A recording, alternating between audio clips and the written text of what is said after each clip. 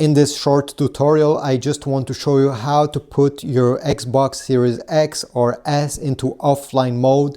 This way, even if you're connected to a Wi-Fi network, but you don't want to talk with anyone, you don't want your friends to see that you're online, you just want to play a game offline the old school way, what you need to do is to obviously turn on your Xbox, turn on your controller, press the Xbox logo on the controller.